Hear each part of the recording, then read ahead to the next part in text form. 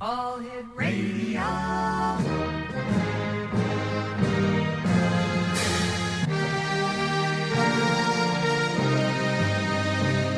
Welcome to the X Zone, a place where fact is fiction and fiction is reality. Now, here's your host, Rob McConnell.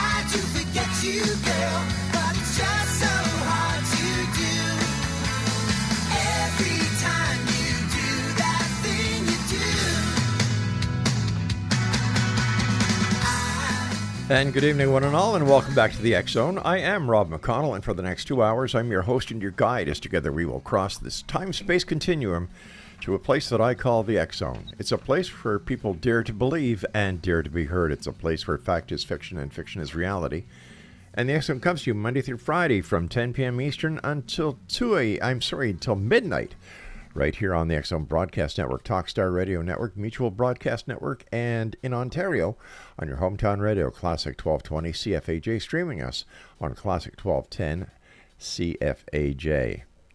Or is it classic1220.ca, I should say. Wow, a lot of things happening these days. I still have my fight going on with the homeless situation here in St. Catharines.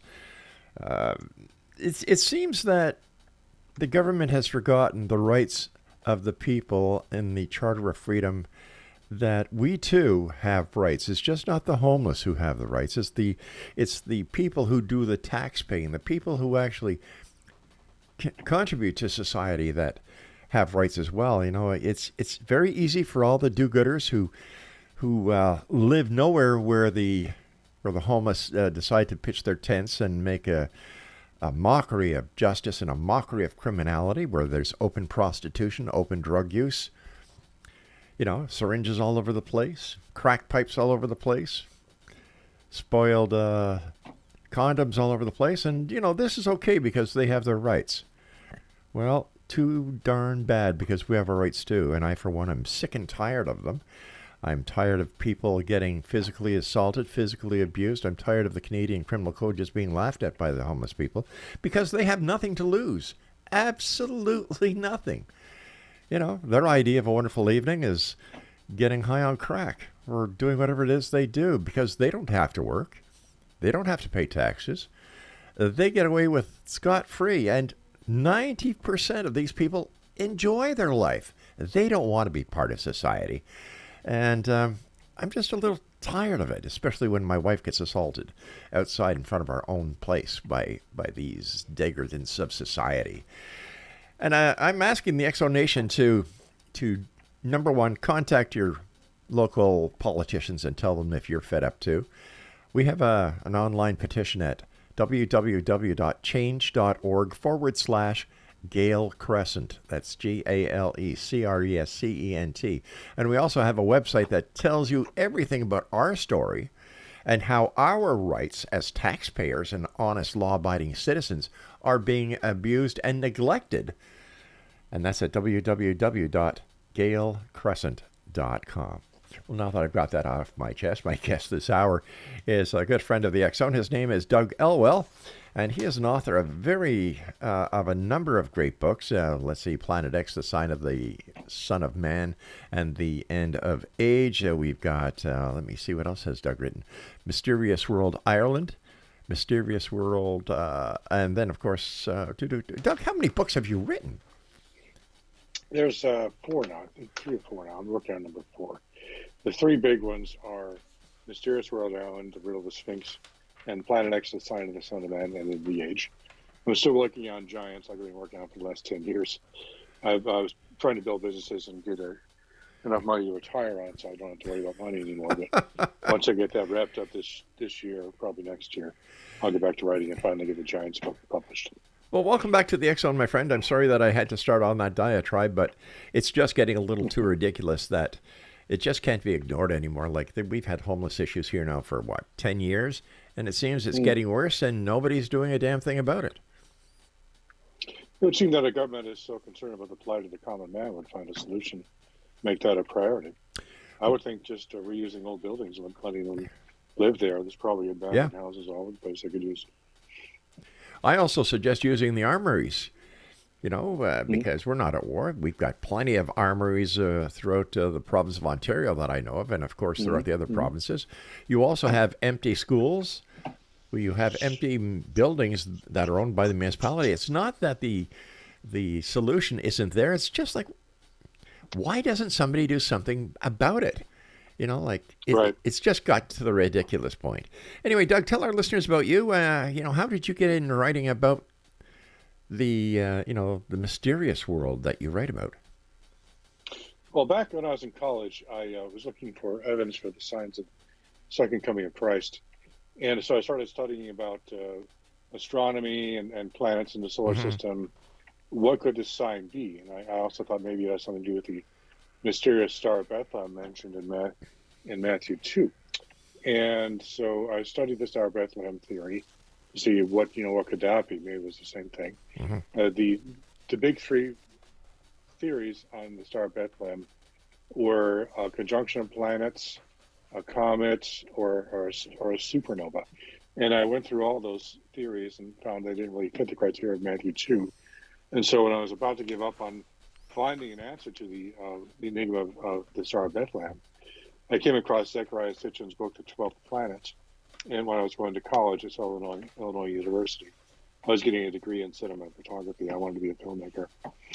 And that kind of changed my life, because I realized I had not only found an answer what the Star of Bethlehem probably was, but actually what the sign of the Son of Man would probably be, the one mentioned in Matthew 24:30, as just as the Star of Bethlehem was going to preceded Christ's first coming, and as the Star of Bethlehem, it would also precede his second coming as a sign of the Son of Man at the end of the age.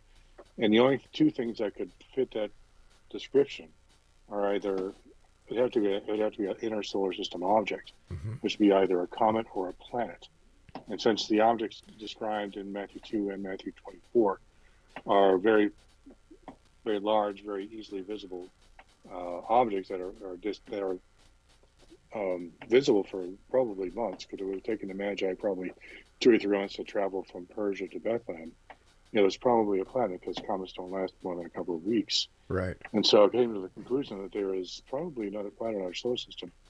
And when I started studying Planet X theory, which is a legit theory put together by this astronomical community when trying to find additional planets beyond the planet Neptune, that it was an actual theory that was legitimate. So even though Sitchin was a fringe theorist, his basic idea of Planet X being possibly part of behind the mystery of some of the ancient creation epics of the Babylonians and Sumerians and various Mesopotamian peoples, include possibly the Hebrews.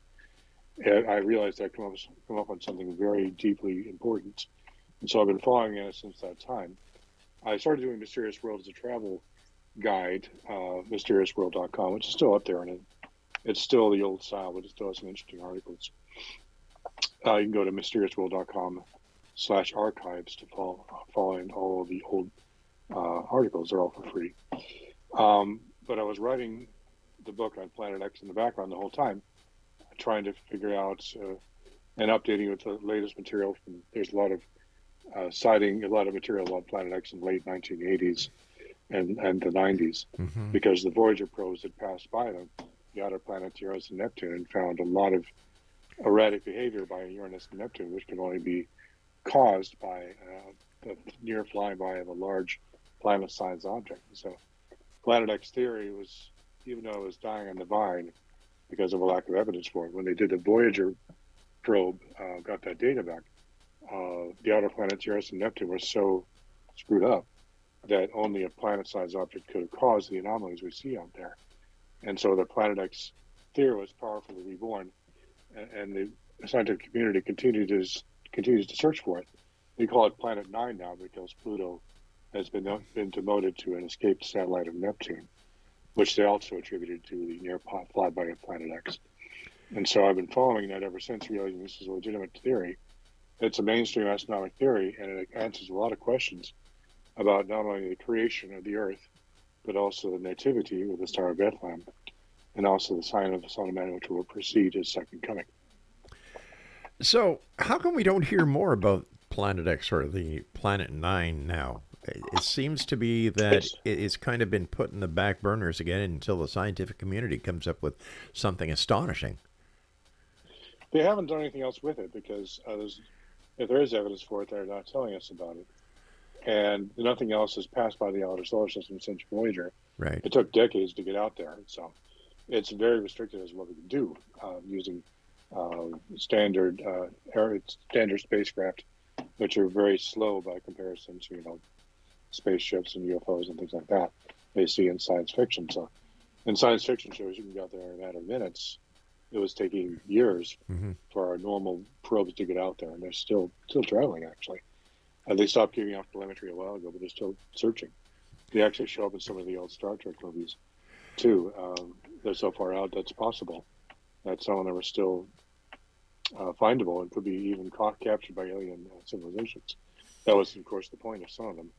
They actually had alien messages on them just in case they were found by alien civilizations.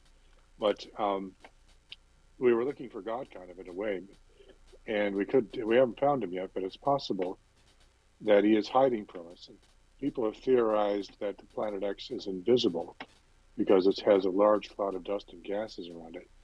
That theory is because, according to Sitchin, Planet X interacted catastrophically with the planet Earth, and actually the outer planets as well. Uranus is tilted almost on its side. It's like a 150-degree tilt. Right. So the bottom of the planet is almost pointing very close to the sun. And it has a ring system that was formed after it was tilted. A moon is like a 10-to-1 ratio of being very elliptical, something like that. Just a very strange thing you would not find in a planet that had formed normally as a result of the natural nebular hypothesis, where all the planets kind of formed out of this solar disk that spun out from the sun as it was forming. This was very different. And particularly Neptune, it looks like Neptune was probably the planet that captured Planet X, or that captured Planet X, because Planet X theoretically came in from beneath our solar system. It was captured by Neptune, probably. And as a result, Neptune was tilted over. But Planet X's angle, its direction was dramatically changed so that it was much more in line with the ecliptic. The current theory in Planet X's orbit is that it goes above and below our solar system, the plane of the ecliptic. All right, Doug, please stand by. We've got to take our break. Exonation Doug ELWELL is our special guest of this hour. His website, www.mysteriousworld.com. And then go to /journal. That's www.mysteriousworld.com /journal. This is the X Zone. I'm Rob McConnell. Please go to www.change.org /Gale Crescent. Sign the petition. Show the world that, we taxpayers and honest citizens have rights too. We'll be back on the other side of this break. Don't go away.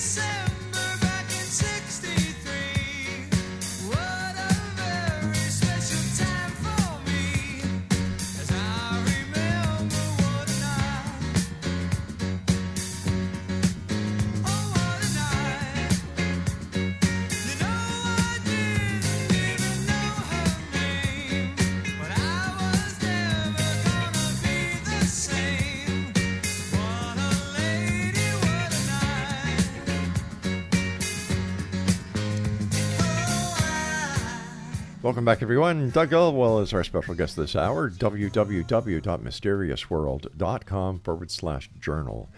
Doug, so where exactly do we get the correlation between Planet X and the Star of Bethlehem? Well, that's just my theory, but some people I think may have thought of that, but they've never written about it. My theory was that Star of Bethlehem was the recurrent object in our solar system, a planet that comes back every 2,000 years or so. That was based on sightings that go as far back as the birth of Abraham. Abram, the father of the Jews and many other Semitic peoples, was an ancient patriarch who lived in the Middle East. I think it was Matthew. Start talking about Abraham in the book of Genesis, chapter 12. And really, the Bible is the first 11 chapters about a backstory of the foundation of the nation of Israel, of which the father of which was Abraham. And so Abraham, the story of Abraham and the story of Israel is really what the Bible's all about. But the major points I've noticed, beginning, middle, and end, all have to do with some astronomical events of a serious nature that had a very important effect on Earth. In the beginning, the creation, according to Sitchin, was caused when the planet X entered into our solar system, interacted with a planet, the primordial Earth, when it orbited in a different place in the solar system, which is where the asteroid belt is now between Mars and Jupiter. It moved that planet by gravitational force and probably striking it with one or more of its satellites, as Zechariah Sitchin theorizes, and I think he's right. It shattered the Earth into a couple of different major pieces, one which became the moon, and the parts of that became what's known as the asteroid belt, which is only the shattered remnants of a much larger planet in this theory. And the larger part of the Earth went along with the moon farther and closer to the sun, where it became the Earth as we know it. The reason that explains why there's a bunch of rocks floating out of space, which would make up an object less than 1/10 the size of our moon, not nearly enough to form a planet. But if it's seen as remnants of a previous planet, which is shattered and moved, it makes perfect sense. Astronomers have also found water ice on the asteroids in the asteroid belt, which could only have happened if there was a water-bearing body with them.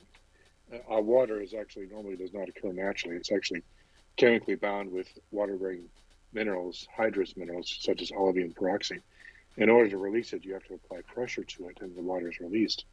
And so, when the Bible says calls the two heavens, the firmament, and they say the heavens above, the waters above, and the waters below. The waters above probably refers to the waters on the asteroid belt, which the word firmament, which is rakia in Hebrew, literally means something that is shattered and spread out in a circle. That is, and so the rakia, or the firmament we see in Genesis, is actually describing the asteroid belt, which could only have happened if something that was previously there that was shattered and spread out. So I think Sitchin's theory about that was correct. So where does Sitchin get his information from? That was a very good question. I wondered about that. How could he possibly figure this out? I mean, This is fairly advanced. So he wrote this back in the early 70s. And the Planet X theory was around, but our scientific understanding was still relatively primitive. I think what it was is that he was actually a Jewish Freemason from the Azerbaijan area. He lived there, and his ancestry from there. That was just northwest of Persia, which is where the Magi were. And so I'm guessing the Freemasons get the knowledge of the Magi, which they would have inherited all that knowledge. They're kind of the modern day Magi. And he carried that as part of their tradition. And it's possible that they released it purposely as part of a timed release of information sometime in the future as part of their plan to introduce the idea of Planet X. And I think that he wrote that book to kind of teach us, the people of the future, hey, this is what's actually happening. This is important key understanding. And so people like me could pick up the ball and run with it and explain and put the pieces together at the end of time, right before Jesus' return. Otherwise, no one, if he hadn't written that, I wouldn't have figured it out. And if I had written my book, there would be nobody talking about it at all. So it might be that I'm passing on very important, very ancient information, which have been held by the Magi and their descendants for thousands of years. Okay, but how do we know the information is correct? that Sitchin wrote about. We cannot. We can only see it as a theory that happens to fit the facts. Now, like I said, with the asteroid belt being there, it should not be there. Right. And Earth is kind of too perfect. If you've ever studied it, that the nature of the Earth and how life on Earth exists, both the axial tilt, the rotation rate, the distance from the sun, the moon, the distance the moon rotates from us, its mass, how it churns the Earth with its gravity just right to keep things flowing in the oceans. Everything's put together in just such a way that if any of those factors and several more were not met fairly precisely, life on Earth as we know it could not exist. And even if it was a few million miles closer or farther away from the sun, it would be either too hot or too cold to support life. If it were out as far as the asteroid belt, it would be far too cold. And so a watery planet would simply be an ice planet. But farther in, it would be a mist and steam planet. But where it is now, there's the perfect balance of hot and cold with how the Earth rotates quickly, relatively quickly. 24 hours is pretty quick. For example, the inner two planets, Mercury and Venus, they only revolve around the sun. They rotate around the sun fairly quickly, but the revolutions maybe 5 times per year, I think, for Venus, something like that. And so they rotate very slowly. And Venus actually rotates backwards from the other planets. The two inner planets have formed exactly the way they should have, according to the nebular hypothesis, where it said they just kind of slowly formed out of gas and dust. It didn't have any particular unusual characteristics, no moons, no axial tilt, no rapid rotation rate that we see pretty much all the other planets from the Earth outwards, indicating that probably Planet X not only interacted with the outer planets, it probably interacted with every planet that has an axial tilt, fast rotation rate, moons, rings, and so forth. And every planet from Earth on outwards has one of those characteristics. But Mercury and Venus don't. That indicates that the only 2 planets in our solar system that had not interacted with Planet X.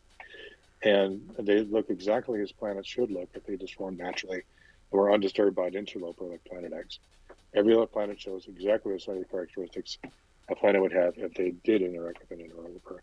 And that's what by itself is almost pretty much proof that there had been interactions with objects passing through our solar system. Whether Planet X or some other object, there may have been many objects passing through our solar system.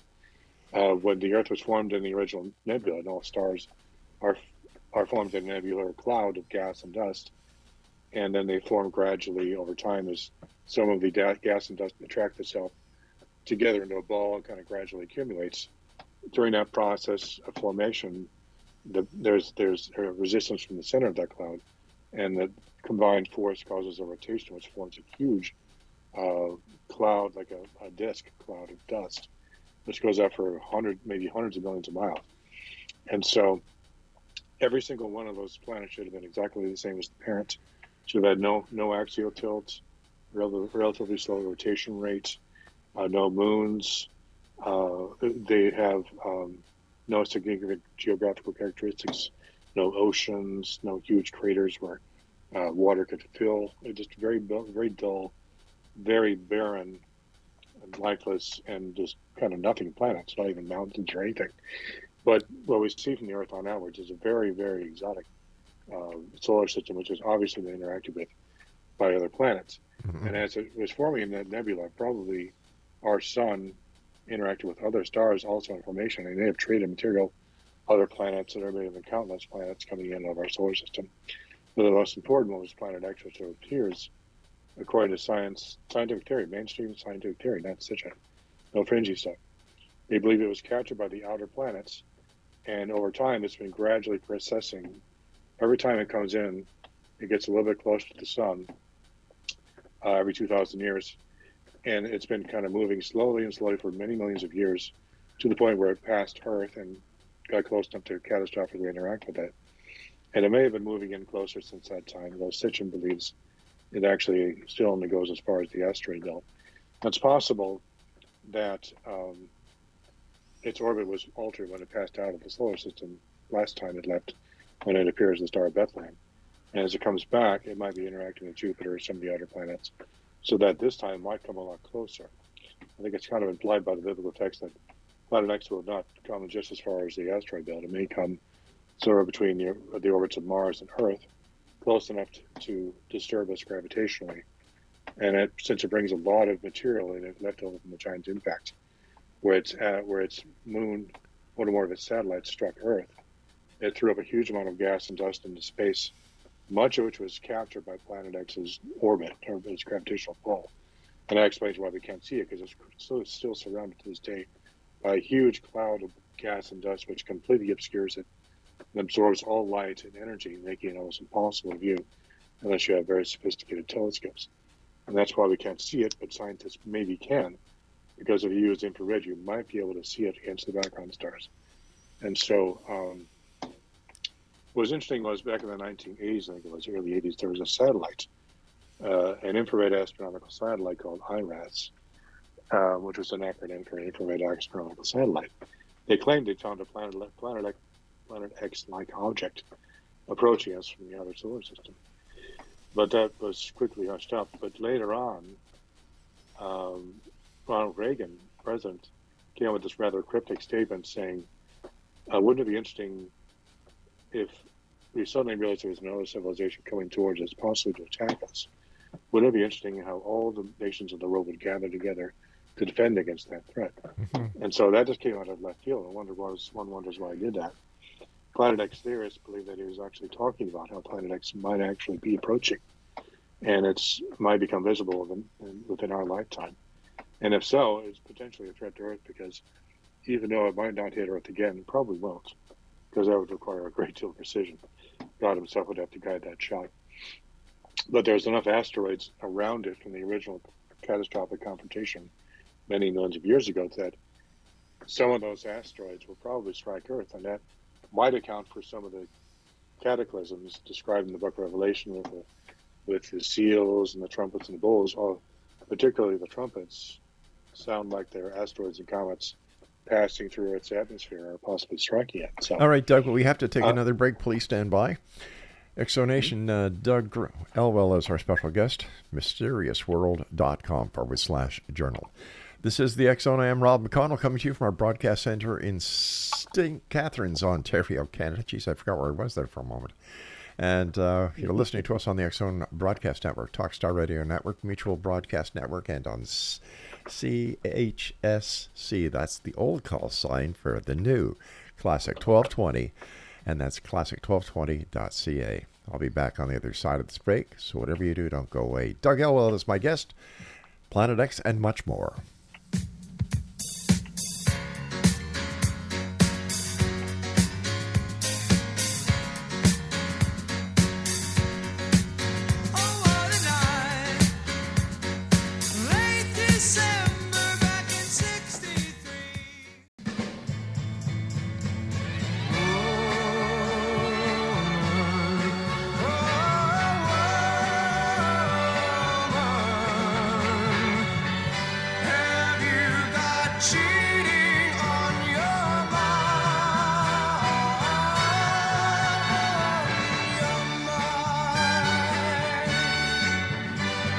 Something's wrong between us that your laughter cannot hide, and you're afraid to let your eyes meet mine.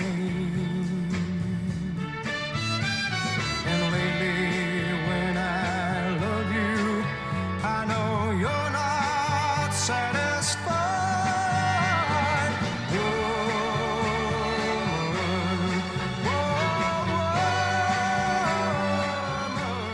And welcome back, everyone. Again, if you'd like to sign our petition, it is at www.change.org/Gale Crescent, or visit www.galecrescent.ca. All the information is there, and there's links to signing our petition there. After all, we the people seem to be neglected, or getting neglected, as members of society these days. You know, we pay the taxes, and yet we've got to suffer the brunt of the inability of government to do their jobs right. So that's www.change.org/Gale Gale Crescent, and www.galecrescent.ca. Doug Elwell is our guest, and his website is mysteriousworld.com/journal. Doug, how come if Planet X is so significant and poses such a potential threat, why isn't the scientific community really getting all over it? Because if it is approaching us, it could be a potential threat to us. And so I think what they're doing is they're waiting to see what happens before they announce it. There might be other things going on too. I mean, Book of Revelation talks about battles between angels and demons. Revelation 12 talks about Satan being thrown out of heaven down to earth. These things might be happening at the same time as kind of a planned thing. And so there might be kind of a disclosure event, but it may be something where we didn't plan it, but it just kind of happens. Mm-hmm. The implications of Revelation 12 is that Satan and his forces are maybe engaged in some sort of a space battle, like Star Wars or Star Trek type thing. They're flying around in ships and they get defeated. And so they're forced to go back to their last redoubt on Earth, where they basically take over the Earth and tyrannize the peoples of Earth at that time, possibly even enslave them with technology. But I've talked about that in other times. I have theories about what they're planning on doing. I don't want to discuss that necessarily right now, but basically, if that's the case, then we can see probably a huge armada of UFO crafts and other types of ships descending from the sky just before Planet X reappears, and very much a kind of a Star Wars situation where the rebels are running away from the Death Star and the Empire. But in this case, the Empire isn't necessarily the bad guys, depending on your point of view. And so people have to make a hard choice at that time. If we're theorizing all of this based on the Bible, how can we be so sure and certain at this time in our evolution that the Bible is really the book that it claims to have been? How can we put so much faith into the Bible in a modern day society? It's up to you. It's up to, like I said, it's a matter of faith. Mm-hmm. It is an ancient document, and it's been proven to be right a number of ways over the years. It has very good provenance. It's the Isaiah scroll from Qumran, for example, was only different from our modern version of it in the Hebrew. Yeah. By 3 different letters, and those letters were just variations of the proper letters. And so it was basically exactly the same document. It's perfectly transcribed down from 2,000 years or more. Right. And it's a very reliable document in terms of its provenance. In terms of what it says, Mm-hmm. it may or may not be true, but it's a fascinating riddle. If you don't necessarily like what it says, it's an interesting riddle to try to figure out. Yeah. Many leaders have done that just to find themselves in it. Adolf Hitler actually read the book of Daniel and said, no, it's all wrong. I read about that once. He actually read the Bible and learned it very well, and but he didn't like it. But he was fascinated by it. Are there any other fascinating read? Are there any other religious books or religious philosophies out there that concur with the Christian Bible? Judaism and Islam, mainly the religions of the book are the ones that agree, have some agreements. How about books in China, in Japan, or other parts of the world? Because if the events that were so spectacular that happened in the Bible, wouldn't they also have ripple effects around the world and into the civilizations that were on the earth at the same time? I haven't actually looked into the Chinese books. It's possible that the records are lost because China had wars going on at the time, and these things may have been lost or purposely buried because maybe they didn't want to have any writings that corroborated a religion that they were opposed to. And so there might be writings that might appear again in the Chinese and other Asian countries or anywhere in the world where they have that information. They just haven't been, it's been lost. There's lots of places in India, for example, ancient temples with ancient treasures which have remained locked up for thousands of years. Who knows what treasures could be found in some of these places? And so they might be there. They just have not been released because either they don't know they're there, or they don't want them to be known because they don't want Christianity to be justified as a rival religion. Well, in other religions that go back to many years ago, how do they explain the creation of this planet and the human race compared to the Bible? Creation, the only really distinctive creation stories we have from ancient peoples are the Mesopotamian ones. They're the oldest ones. Mm-hmm. And I mentioned a new English earlier, which was the Babylonian creation epic, which was derived from an even earlier Sumerian story. Around the time of Abraham, around 2000 BC, they talked about in the lamentation texts. The ancient Sumerians wrote lamentation texts talking about their ancient capital of Sumer, which was Ur of the Chaldees, as it's called in the Bible, or just Ur, which just means city. It's actually a cognate in Hebrew for the word city, which is Ir in Hebrew. And they said that Enlil appeared in the sky around 2000 BC, 2100 BC, and hurled down a fiery spear which destroyed ancient Sumer and the capital city. Now, there's actually, back in the 1980s, they found in southeastern Iraq, which is the same location geographically as ancient Sumer and Babylon, that an asteroid had hit in the southeastern area near the marshes. There's a huge asteroid crater there, which would have destroyed Ur and southeastern Sumer, a massive blast wave, and just basically destroyed the ancient Sumerian Empire, which ended around 2000 BC. And as a result, there was chaos for probably a century or two. But out of that chaos arose the Babylonians. They began to kind of rebuild what had been lost previously. And one of their most important text was the Enuma Elish, or what we call the Babylonian creation epic. And that is a definitive text of the ancient Near Eastern in terms of how the earth was created. And the Babylonian creation epic describes what modern astronomers describe now, is that there was a great vast sea of waters which formed around this ancient god named Apsu, which is a good description. Apsu is, of course, the sun in Mesopotamian belief. And so there were these waters around it which formed the gods, which are the planets, just like the nebular hypothesis, where the sun has this big, great nebular disk around it, which spread out as it spun out, full of gas and dust and water.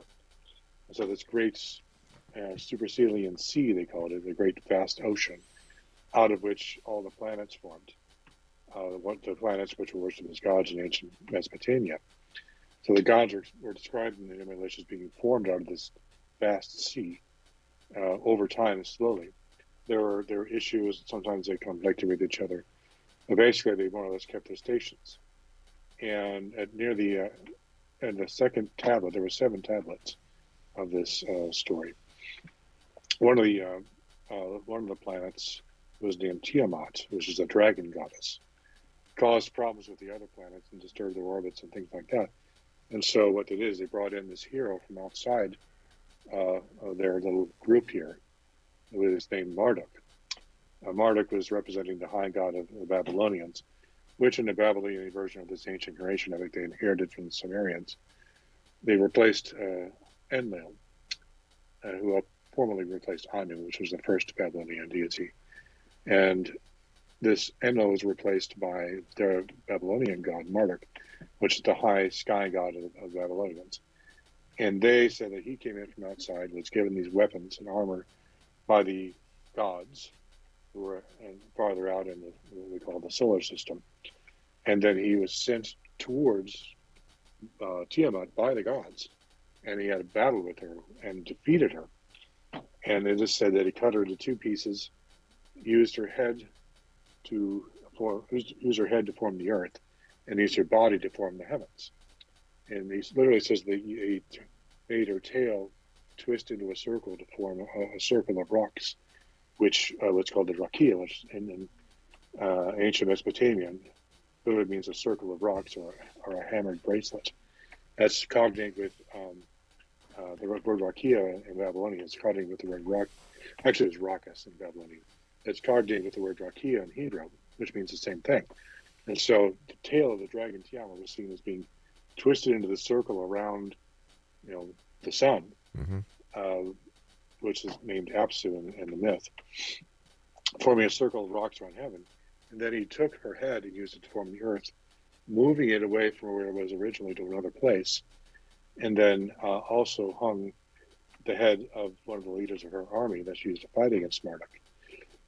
She they hung it in the sky over Earth, and it became known as the moon.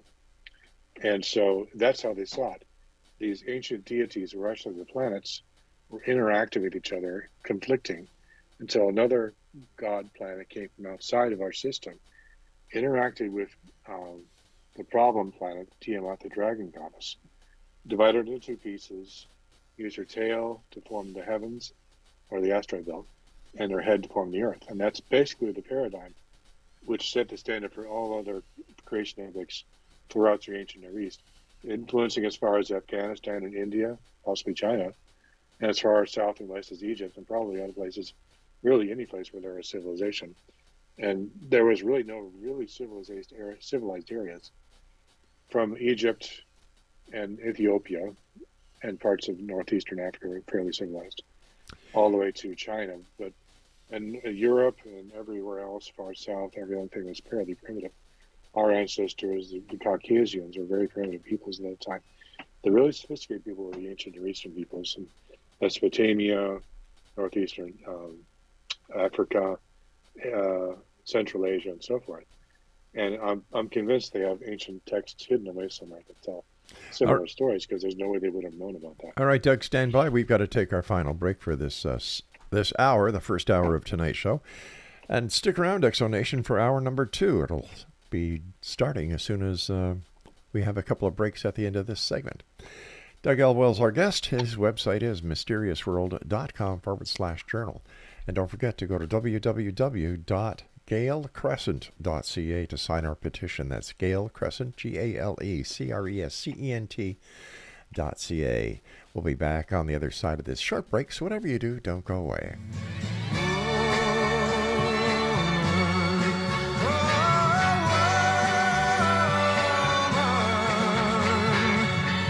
Have you got cheating on your mind?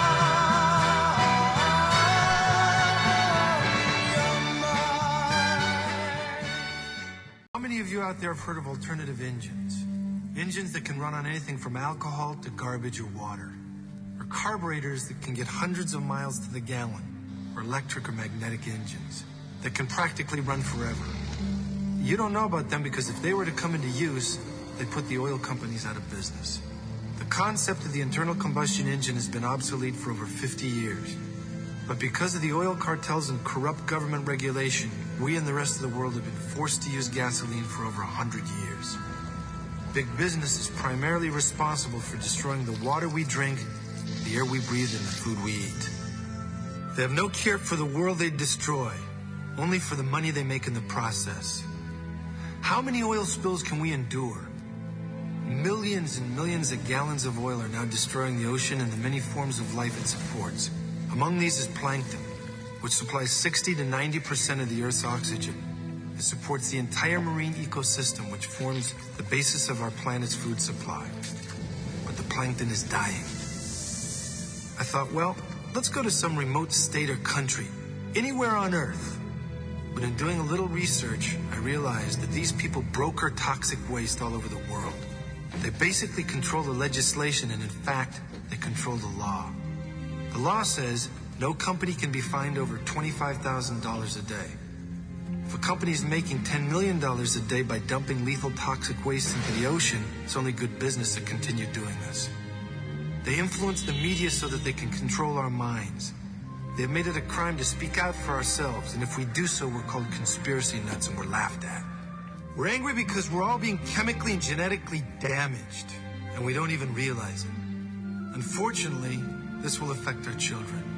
We go to work each day, and right under our noses we see our car and the car in front of us spewing noxious and poisonous gases that are all accumulative poisons. These poisons kill us slowly, even when we see no effect. How many of us would have believed if we were told 20 years ago that on a certain day we wouldn't be able to see 50 feet in front of us? That we wouldn't be able to take a deep breath because the air would be a mass of poisonous gas? That we wouldn't be able to drink out of our faucets, that we'd have to buy water out of bottles? The most common and God-given rights have been taken away from us. Unfortunately, the reality of our lives is so grim nobody wants to hear it. Now I've been asked what we can do. I think we need a responsible body of people that can actually represent us rather than big business. This body of people must not allow the introduction of anything into our environment that is not absolutely biodegradable or able to be chemically neutralized upon production. And finally, as long as there's profit to be made from the polluting of our earth, companies and individuals will continue to do what they want. We have to force these companies to operate safely and responsibly, and with all our best interests in mind, so that when they don't, we can take back our resources and our hearts and our minds and do what's right.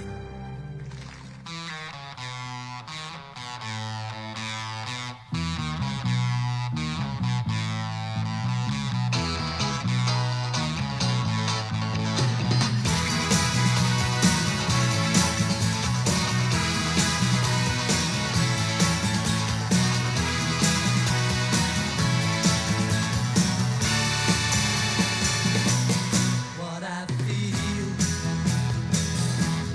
I can't say. But my love is up you anytime of day. And welcome back. There you had some very fine words of wisdom by Steven Seagal from the movie On Deadly Ground. And if you get an opportunity to watch it, and it makes a lot of sense. And you know what? We're learning now that the world isn't as it's put up to be. That it's true. The media does play a major way in how we perceive in order for them to deceive. Does that make sense? Yeah.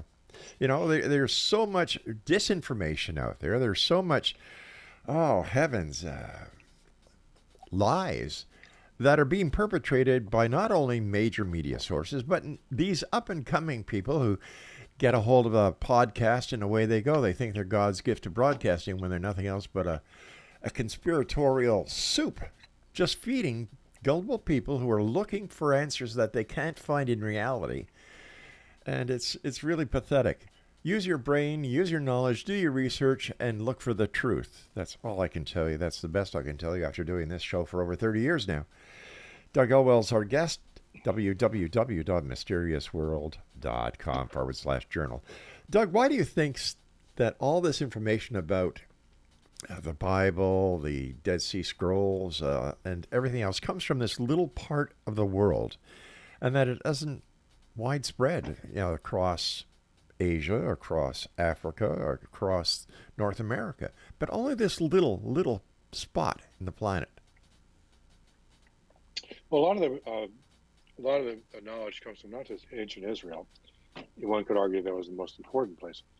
Probably what it was is there was ancient temples, very ancient temples all over the area, because that's where mankind originated, actually, in northeast Africa, the bridge across to Israel and everything between Mount Sinai and so forth. Mm-hmm. So all the ancient temples were there, and all the most ancient traditions were there. And so that's where things kind of started. So everything has been devolving since that time, or evolving from there. And it wasn't just the ancient Israelites. Really, the more ancient people were the ancient Babylonians, and before them the Sumerians, or even older than the Egyptians by a few hundred years. I think it's maybe 500 years, actually. Wow. And so, even though the Egyptians were very ancient, had a lot of wisdom, ultimately the Sumerians were really the first real civilization.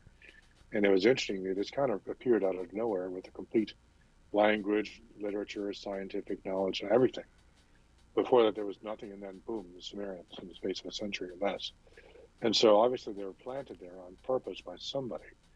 The Egyptians were a similar situation. They, too, just came out of nowhere with a complete system in place at the beginning. It didn't evolve over time. It was put in place and perfect at the beginning and gradually actually devolved. Both of them did. They began adding their own ideas and myths and legends and just kind of fantasy and superstition. One of the reasons I think that God took the Israelites out of Egypt is because they'd lost a lot of the original truth that God had told them, or somebody had told them, and had kind of devolved into fantasies and worshiping all these god deity things they put together. A lot of these deities, these animal-headed gods and so forth, are probably originally supposed to be as images intended to show scientific facts and truths and stuff. but they began to forget what they actually originally meant, which were just symbolic for complex concepts, and just worship them as if they were gods. It's like worshiping truth or love or time. It just doesn't make any sense, but they didn't get that. Mankind evolved into a situation where they'd lost their knowledge and became lost in superstition. The Bible says, "My people are failing due to lack of knowledge," and that was true of the Egyptians and the Sumerians and everybody else, because they flawed away from rationalism, what we would call rationalism in the West, which is really actually a Western concept. The ability to think logically, and just fell into fantasy and superstition, and eventually forgot how to fix the very machines and read the scripts that they themselves wrote in previous generations, and evolved into anarchy and just collapsed. That can happen to any civilization, including our own. And so we always have to make sure that we teach every generation how to think logically, how to understand their past, and honor it so we can have a future that is contiguous. Keeping the best of the old and bringing the best of the new. All right. When we look at the entire Bible, it's a great guideline for civilizations to live by. But when push comes to shove, how do we know it just wasn't a group of elders led by Moses, because he wrote the first 4 books of the Bible, that decided, I don't know why the sky is up there. I don't know why this is there. Oh, wait a minute.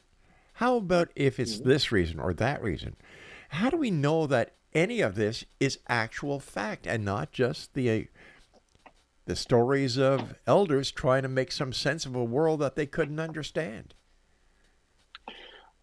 There's some speculative stuff in there, like the writings of Solomon and the Ecclesiastes and stuff. Wisdom literature talking about exactly that. Why are we here? Right. What's the point of all this? That's handled in the wisdom literature. But the rest of it, I think, is fact, because it's very well attributed by actual locations. All the names of the places, all of the places are still there. And the traditions of the local Arabs still hold for these places. Nothing changed. Just the names have changed to Arab names, but that's it. Everything else is still the same. And of the histories of Israel, they show up in Egyptian texts as the Habiru and the Mesopotamian literature. And they talk about Israelites kings that they defeated, and Shishak defeated an Israelite king somewhere around 1200 BC. It's written down in the Egyptian annals. It's all very well attested. So these things, even though not every single fact and bit of information is not attributed in local other texts from other countries, so much of it is that it's clear that the Bible is true enough to be considered to be an accurate document. Now, whether or not it's perfectly word for word accurate, I don't know, but I think it's pretty close. But the more we study it, the more accurate it becomes. Sure, but I'm sure that many will agree that the Bible is based on your own interpretation. What do you mean, the historical part or the theological part? The theological part. Well, theology is always up to interpretation. There's no question about that. It's a matter of faith. If you're talking about historical fact, that's something else. But yeah, that can be proven. But faith is something different. We've got a couple of minutes left, Doug. How close do you think we are to the second coming?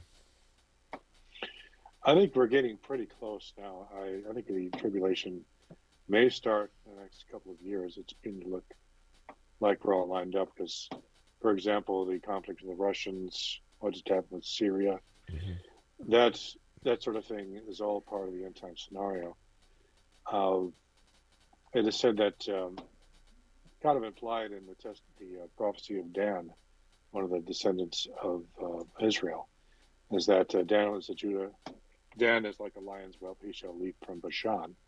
Bashan is the most contested part of northeastern Israel, which is held.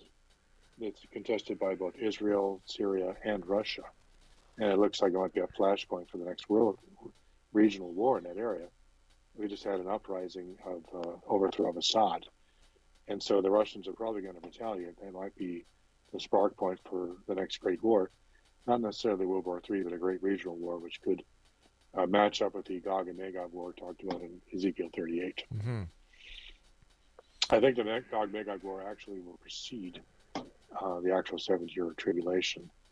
Or maybe it'll be part of the first part of it. But if Ezekiel 38 kind of implies that there might be a nuclear exchange because it describes fire falling on Magog and the Isles. Magog is ancient Ukraine area and also Western Russia. And the Isles referred to the islands of Europe and also probably what we call North America. Wow. So island nations surrounded by waters, will have fire fall on them, as will Magog. And so that might be a limited nuclear exchange, which may result in the signing of a 7-year treaty and test, nuclear proliferation ban. Doug, we've got to say so long for tonight, my friend. We've run out of time. Doug, thank you very much for joining us, and I look forward to the next time you join us and give us some more information and food for thought. Exonation, Doug Elwell has been our guest this hour. www. All right, do you have your pencils and paper ready? www.mysteriousworld.com/journal. And we'll be back on the other side of this break as hour number 2 commences right now here in the X Zone with yours truly, Rob McConnell. Don't go away.